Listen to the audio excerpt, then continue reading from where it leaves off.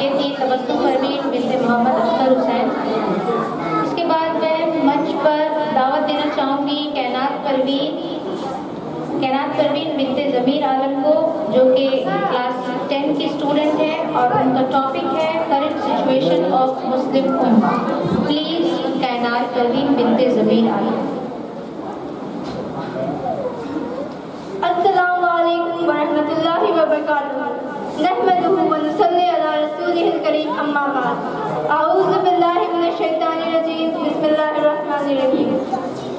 آج کا میرا عنوان ہے کرنٹ سچویشن آف مسلم امہ۔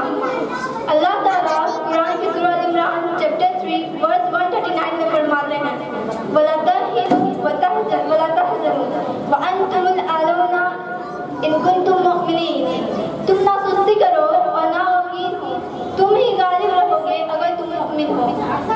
یعنی اللہ تعالیٰ ہمیں یہاں صاف صاف بتا رہے ہیں کہ ہمیں اسلام کو فالو کرنے اور اس کی تبلیغ کرنے میں کسی بھی طرح کی سستی نہیں ہونی چاہیے، تو ہی ہم مسلمان اس دنیا پر غالب ہو پائیں گے۔ آج ہم مسلمانوں کی جو حالت ہے، ان سب کے ذمہ دار ہم خود ہیں، اور ان سب کے ذمہ دار اس امت کا ہر ایک شخص ہے جس نے خود کو مسلمان کہا ہے۔ آپ لوگ اس دور کو یاد کیجئے جس وقت مسلمانوں کا بول بالا اس دنیا پر قائم تھا۔ اس وقت یہ دنیا روشنی سے چمک اٹھی تھی، حالانکہ اس وقت مسلمانوں کی تعداد بھی کچھ زیادہ نہیں تھی، مگر جتنے بھی تھے اس دنیا پر غالب تھے۔ لہذا یہ مسلمان اپنے نیک اعمال، سادگی، بہادری اور ایمانداری کے لیے جانے جاتے تھے۔ یہ وہی دور تھا جب مسلمان اپنے ہاتھوں میں قرآن اور نبی صلی اللہ علیہ وسلم کا فرمان لیے چلے تھے اور خود قرآن و حدیث کے مطابق عمل کرتے تھے اور ایک دوسرے کو حق کی نصیحت اور صبر کی تلقین کیا کرتے تھے۔ علامہ اقبال نے کیا خوب کہا ہے کہ وہ زمانے میں معزز تھے مسلمان ہو کر اور تم خار ہوئے تاریخ قرا ہو کر، تم آپس میں غضبناک وہ آپس میں رحیم، تم خطاکار وہ خطابے وہ خطا پوش وہ کریم۔ آج ہم مسلمانوں کی حالت بد سے بدتر ہوتے جا رہی ہے، جس کے کچھ اہم وجوہات قرآن و حدیث سے دور ہونا، اپنے دین سے دور ہونا اور آپس میں لڑائی اور تفرقہ واری نظریات رکھنا ہے۔ آج ایران بھی اس بات کو تسلیم کرتا ہے کہ مسلمانوں کو تفرقہ بازی سے کوئی فائدہ نہیں ہے اور نہ ہی کبھی آنے والے دور میں ہوگا۔ آج ایران اور عرب خود میں ہی ایک طاقتور کنٹری ہونے کے باوجود بھی دشمن اسلام کے خلاف کمزور پڑے ہوئے ہیں، اور اس کا مین ریزن سنی اور شیعہ کنفلکٹ ہے۔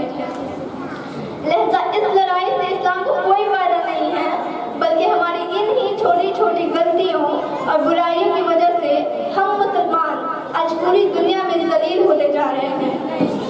آج فلسطین، سیریا، لیبیا، روہینیا، یمن وغیرہ میں معصوم مسلمانوں، بچوں، بچیوں اور عورتوں کے ساتھ جو کچھ بھی ظلم ہو رہا ہے، ان سب کے ذمہ دار ہم ہیں، اور ان سب کے ذمہ دار اس قوم کا ہر ایک فرد ہے۔ یہ ہماری غلطیوں اور نااہلیوں کا نتیجہ ہے۔ اللہ تعالیٰ قرآن کے سورہ رعد چیپٹر 13 ورس 11 میں فرماتے ہیں کسی قوم کی حالت اللہ نہیں بدلتا جب تک کہ وہ خود اسے نہ بدلے جو ان کے دلوں میں ہے۔ اس آیت سے یہ بات روشن ہے کہ آج ہم مسلمانوں کی جو حالت ہے یہ تب تک نہیں چینج ہونے والی جب تک ہم خود اسے بدلنے کی کوشش نہ کریں۔ جب تک ہم خود اسے بدلنے کی کوشش نہیں کریں گے، اللہ تعالیٰ بھی ہماری اس حالت کو تبدیل نہیں کریں گے۔ اس سے یہ بات ظاہر ہے کہ اب ہماری قوم ہمارے ذمہ ہے اور اسے ہمیں ہی چینج کرنا ہوگا۔ پھر اللہ تعالیٰ کی مدد ہم پر ہوگی، اور جب اللہ تعالیٰ کی مدد ہم پر ہوگی تبھی کون امریکہ، کون چائنا، کون رشیا اور کون اسرائیل۔ انشاءاللہ اس وقت ہم مسلمان اس دنیا پر غالب ہوں گے اور اسلام کے پرچم کو لہرائیں گے۔ لیکن ہاں، یاد رکھیں، ہمارے نشانے پر کوئی بھی مسلمان نہ ہو، چاہے وہ کسی بھی جماعت سے تعلق رکھتا ہو۔ ہمارے نشانے پر صرف اور صرف دشمن اسلام ہے۔ اس کا پریکٹیکل ایگزامپل ہم ایران سے لے سکتے ہیں۔ آج ایران ایک سخت شیعہ کنٹری ہونے کے باوجود بھی حزب اللہ جو کہ ایک شیعہ تنظیم ہے اور حماس جو کہ ایک سنی تنظیم इन दोनों को सपोर्ट कर रहा है। ऐसा क्यों? क्योंकि इनके मकसद और इनके दुश्मन एक हैं। यानी जब हमारे दुश्मन एक हैं तो फिर हम क्यों अलग हैं? याद रखिए, ये काफिर जितना भी इस्लाम के खिलाफ प्लानिंग कर रहे हैं, ये उसमें कामयाब नहीं होंगे। अल्लाह ताला कुरान के सूरह इम्फाल चैप्टर 8 वर्स 30 में फरमाते हैं, They plan and Allah plan and Allah is the best of planner।